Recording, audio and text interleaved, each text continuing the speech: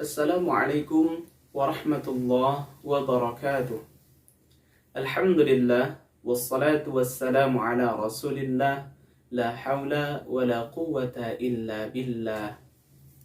Teman-teman semuanya yang dimuliakan Allah dimanapun kalian berada, kita kembali melanjutkan pembahasan tentang makhraj, sifat dan kesalahan-kesalahan umum pada pengucapan huruf hijaiyah.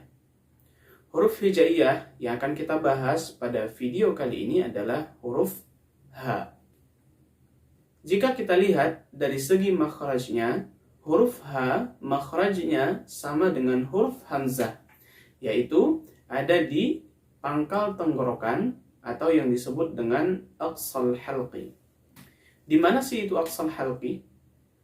Kalau untuk laki-laki, kira-kira aqsal halqi itu ada di belakang jakun. Bukan di sini ya teman-teman, tapi di belakang jakunnya.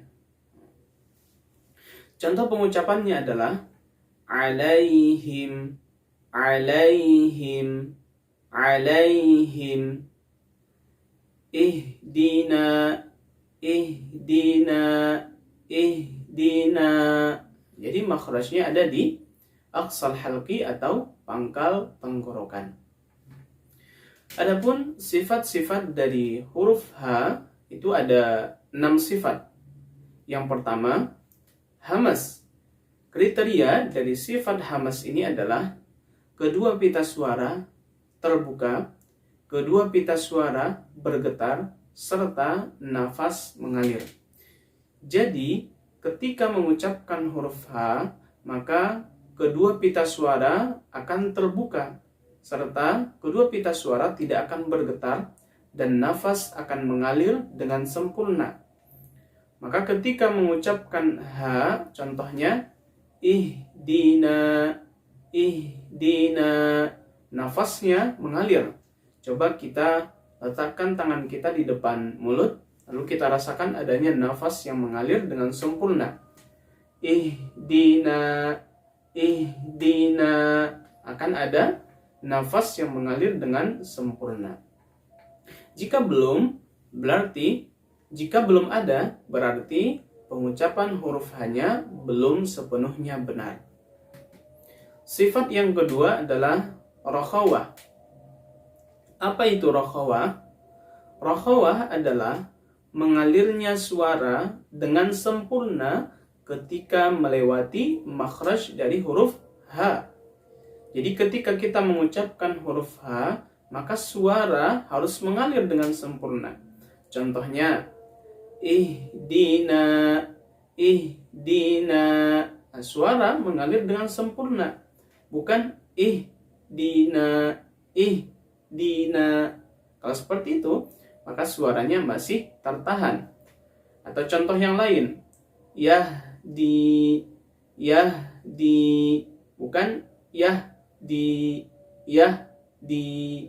Kalau seperti itu, maka suaranya masih tertahan.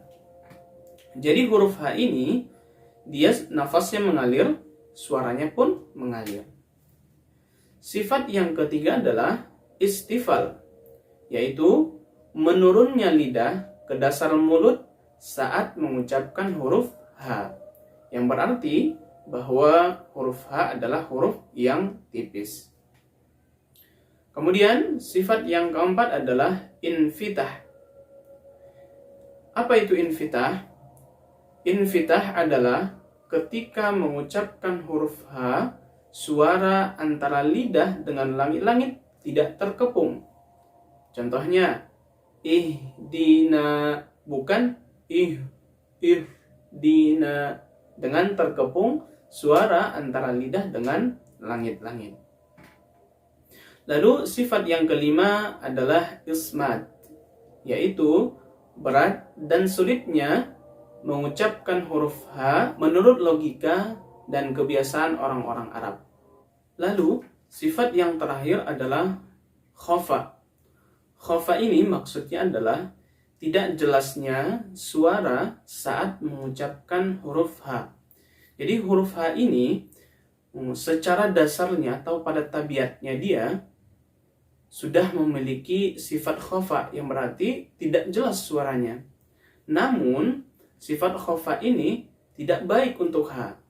Logikanya seperti ini teman-teman. Manusia itu pada dasarnya sudah memiliki atau fitrahnya memiliki sifat malas dan sifat kikir. Namun, sifat malas ini kan tidak boleh ya. Artinya sifat yang tidak baik. Maka sifat malas ini harus kita hilangkan. Demikian juga dengan huruf H. Pada tabiatnya, dia sudah memiliki sifat khofa. Artinya terindikasi bahwa ketika mengucapkan huruf H, sering tidak jelas suaranya. Tapi karena sifat khofa ini tidak baik, maka kita harus hati-hati ketika mengucapkan huruf H, jangan sampai suaranya tidak jelas. Contohnya adalah yahdi, yahdi, yahdi. Nah, kalau seperti ini, sifat khofanya sudah hilang. Yang masih ada contohnya gini, yahdi, yahdi. Nah, ini khofanya masih ada. Artinya suaranya belum jelas ketika mengucapkan huruf H. Kemudian, adapun kesalahan-kesalahan yang umum terjadi ketika mengucapkan huruf H, setidaknya ada dua. Yang pertama, ketika mengucapkan huruf H berubah menjadi H. Yang seharusnya H itu makhrajnya ada di aqsal halqi. Akan tetapi berubah menjadi makhrajnya ada di huruf H, yaitu di tengah tenggorokan atau wasatul halqi. Sehingga ketika mengucapkan bismillahi, bismillahi, berubah menjadi bismillahi, bismillahi. Huruf H berubah menjadi huruf H.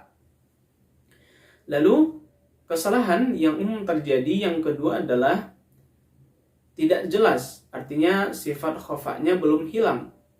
Maka ketika mengucapkan lillahi, lillahi, berubah menjadi lillahi, lillahi. Suara hanya belum jelas karena khofanya belum dihilangkan. Demikian pembahasan kita pada video kali ini. Semoga video ini bermanfaat. Assalamualaikum warahmatullahi wabarakatuh.